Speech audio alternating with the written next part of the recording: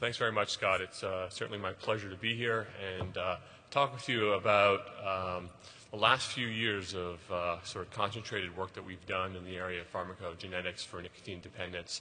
And I'm going to focus primarily on one area of our research having to do with nicotine metabolism. So first, before I go forward, I just want to, in the spirit of open disclosure, acknowledge that Karen and I are both involved in some consulting work with a number of pharmaceutical companies that manufacture the medications that we'll be talking about today. Also, I want to illustrate how collaborative the work is that we are involved in. So here you see this new pharmacogenetics network that has been assembled over the past 18 months to conduct what I will end with, which is a description of the first personalized medicine randomized clinical trial for nicotine dependence. But I want to emphasize that the work involved in a lot of the formative research for this work comes from a number of different areas of the country and Canada. So the challenge that we have laid out in front of us is that clearly we have not met the 2010 goals for reducing smoking down to 12%. Right now, 1 in 5 Americans is tobacco dependent, and the current FDA-approved medications that we have available to us are only effective for about a third of smokers. So here you see a table that describes the quit rates that are yielded. These are 6-month quit rates for the various nicotine replacement therapies that we have available, bupropion, and even the new partial agonist for varenicline. Still, only about a third of smokers who use these medications can be expected to be successful when we look at quit rates at 6 months from a target quit date. So the story I want to focus on today has to do really with nicotine metabolism, and it's based on a very sort of simple principle that individual smokers try and find a balance between how much nicotine they take in and how much nicotine they clear or metabolize. So as nicotine clearance progresses, withdrawal symptoms start to occur, and the smoker initiates the intake of more tobacco.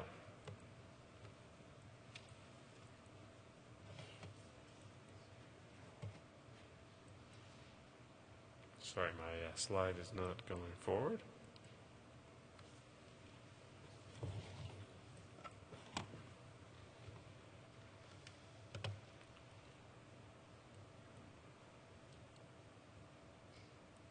Oh, there we go.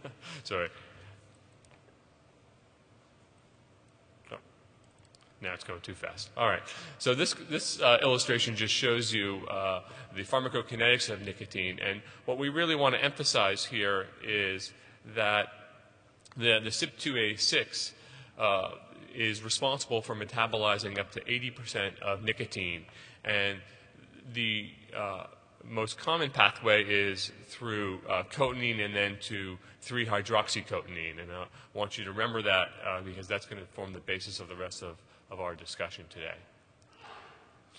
And it's important to recognize that through a number of different studies, meta-analyses, and reviews, that it's widely acknowledged that about 60% of nicotine dependence is accounted for by genetic factors, and that about 60% of total nicotine and cotinine clearance is responsible by genetic factors. And there are a number of different genotypes that have been identified, and more every day, and more in very specific subpopulations. But here you see a number of genotypes that are responsible for decreased activity, so slowing down nicotine metabolism in a subset of smokers.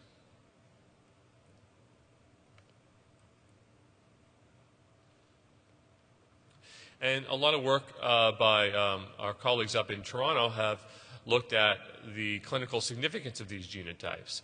So on the left hand of the slide, you see the genotypes normal and slow, and on the vertical axis is the cigarettes per day. So we see these normal or fast metabolizers smoking more cigarettes per day. And on your right side of your slide, you see a measure of nicotine dependence. So a hallmark of nicotine dependence is how quickly an individual smoker wakes up in the morning and has their first cigarette of the day.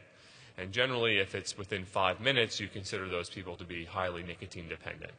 So the normal metabolizers, you don't see very much difference. But among the slow metabolizers, this is where you see a stark difference in their measures of nicotine dependence.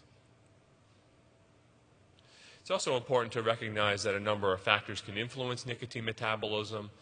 It's important among women to realize that estrogen plays a role. So if you are on, if a woman is on an oral contraceptive, for instance, you can see that the nicotine clearance rate is significantly higher. So there are a number of challenges that many of you in the audience recognize in genetic research. And one of the areas that we've spent some time on in the last number of years is focusing on creating a phenotypic marker for nicotine metabolism genotypes. And the phenotype that we focus on is the ratio of the two metabolites, the cotinine versus 3-hydroxycotinine. And this ratio is constant over time, and it's not dependent on time since last cigarette. And on the right side of your screen, you see the relationship between the ratio and nicotine clearance. So we've created this nicotine metabolite ratio, or NMR, as a biomarker or a phenotype that's related to nicotine clearance. And as I've mentioned, it's independent of a number of important factors like time since last cigarette, and it can be easily measured through plasma, urine, and saliva, and it's stable over time.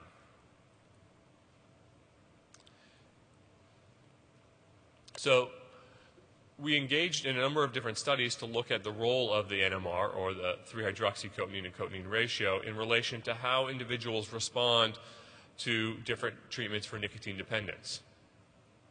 So we've looked at this sort of retrospectively in a number of different clinical trials, and I just put up this slide so that you can see that we focus on 3 very large clinical trials. One was a nicotine replacement therapy, one was a bupropion study, and the third was a extended therapy study where individuals were randomized to either 8 weeks of transdermal nicotine or 24 weeks of transdermal nicotine.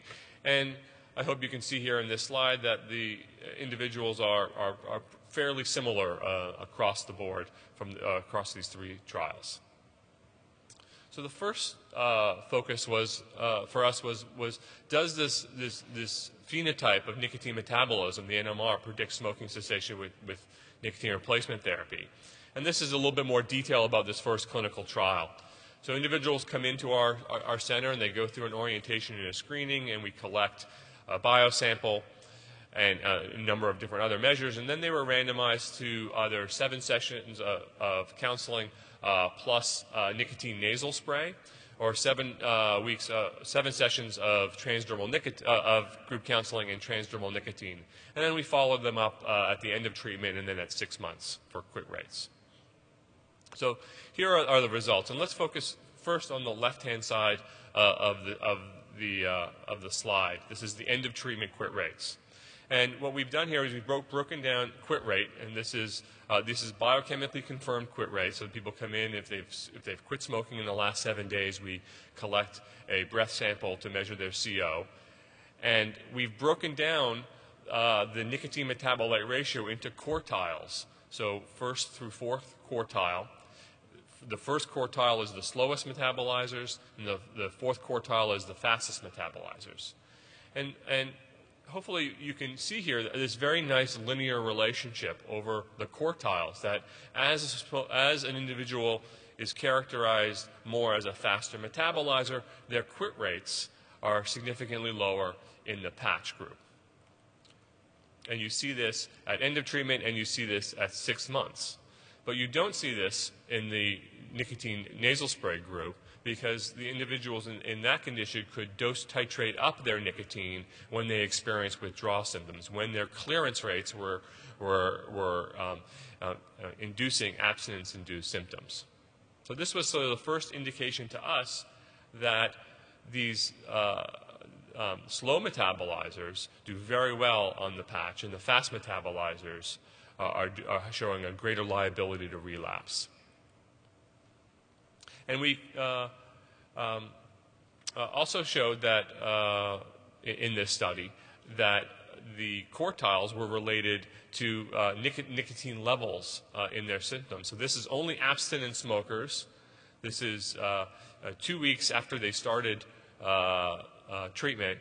And you can see here that the nicotine levels are significantly reduced over the quartiles for those on the nicotine patch, but they're increased in those on the nicotine nasal spray. So this was an explanation to us that these faster metabolizers are dose titrating up to get more nicotine to overcome the speed at which they metabolize nicotine. We replicated these results in our second trial. This was the duration study, and again we see that this first quartile, the slow metabolizers of nicotine, show very high quit rates. This is, again, biochemically validated quit rates, and that as you progress across the quartiles of NMR, the quit rates are lower.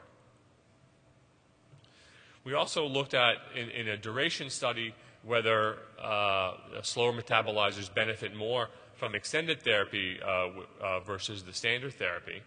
And just to give you a little bit of background about this study, again, a fairly large clinical trial, almost 600 smokers brought in for eligibility screening. We collect their DNA at pre-treatment. And in this study, they were randomized to 8 weeks of transdermal nicotine followed by 16 weeks of placebo, or 24 weeks of continuous transdermal nicotine, and everyone got counseling throughout the study, and we followed them up at the end of treatment 6 months, 7 months, and 12 months.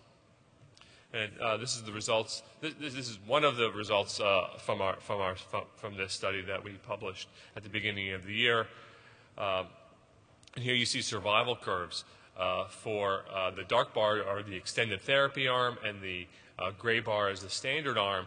And what we've done in this slide is broken down the sort of time frames. So from 0 on the horizontal axis, from 0 to 8 weeks, you see the hazard ratio is not significant because everyone's on treatment. But between 8 weeks and 24 weeks, you see the hazard ratio is significant because the extended therapy arm is staying on treatment, and the relapse rates in the standard arm is increasing so severely because they've come off therapy. And then from 24 weeks to 52 weeks, there's no significant difference because we've taken the extended therapy people off of treatment. So we want to look at whether there was any relationship between the nicotine metabolite ratio variable and response to standard versus extended therapy. So in the slow metabolizers on the left-hand side, you see the quit rates were substantial at the 6-month follow-up, and then the relapse occurs once they come off of therapy. But among the normal metabolizers, there was no significant effect, even at 6 months, for extended therapy. So we were also curious at this point whether this was something specific to nicotine, or is there sort of a general liability to relapse that's created from the nicotine metabolite ratio? So we went back to our bupropion clinical trial. And again, this is a large clinical trial where we collected DNA at the outset, and individuals in this study were randomized to bupropion in group counseling or placebo in group counseling. And again, we followed people up to 12 months.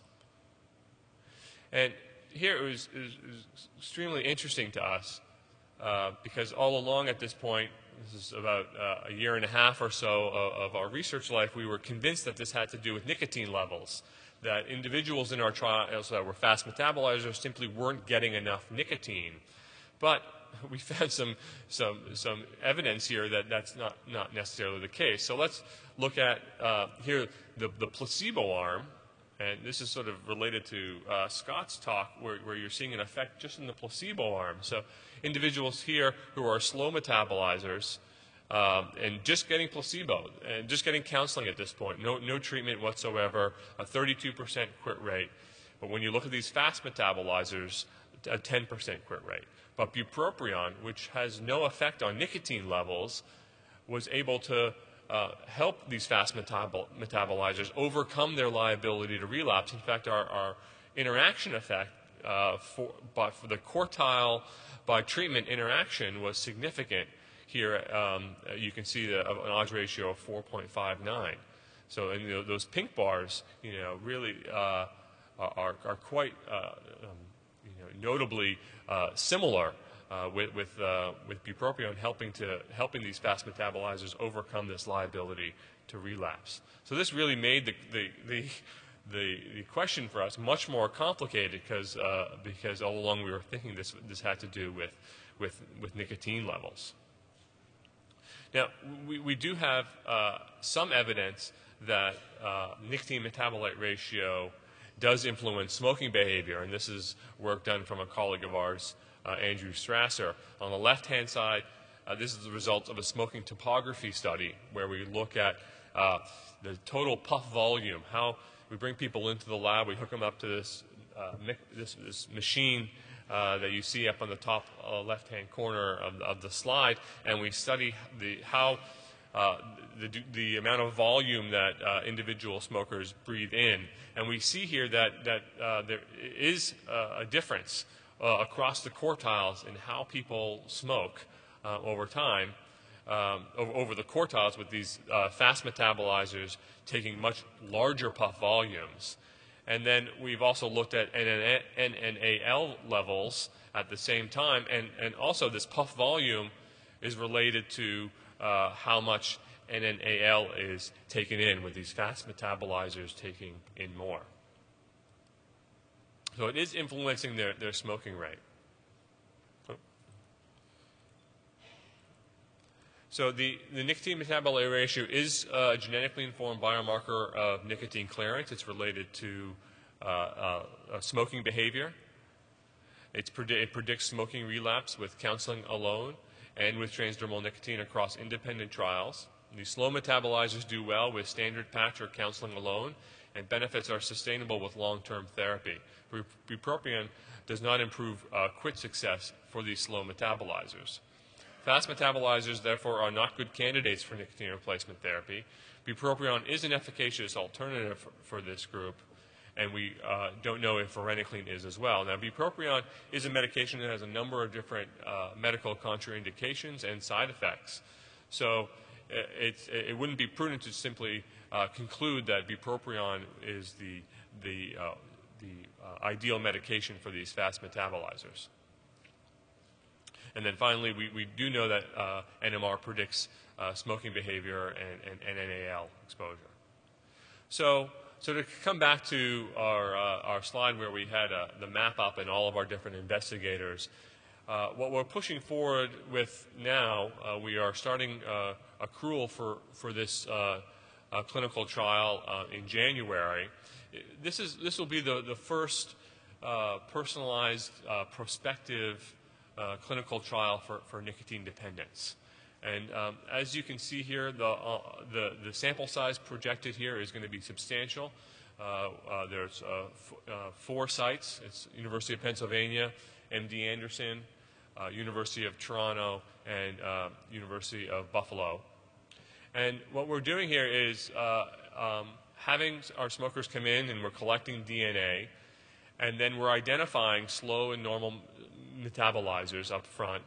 And I think Scott had a slide up showing the complexity involved in collecting DNA up front, processing it, and then using that information as part of randomization. And it is a very difficult and complicated process. But once individual smokers are identified in terms of their nicotine metabolite ratio, they then will be randomized to placebo, transdermal nicotine, or varenicline.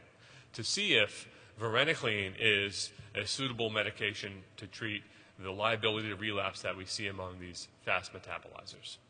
And we'll look at a number of other genotypes related to pharmacodynamics and pharmacokinetics in relation to cessation and treatment response as well.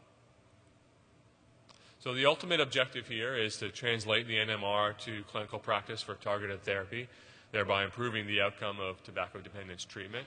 Hopefully one day you could walk into a pharmacy and maybe lick a tab and put it in a machine, and it can tell you whether you're a slow or fast metabolizer and which medication for nicotine dependence you should choose. So I'll end there by acknowledging in more detail the number of collaborators involved in both the formative research for this work and then for our pharmacogenetic trial that we're starting in January. So thank you very much.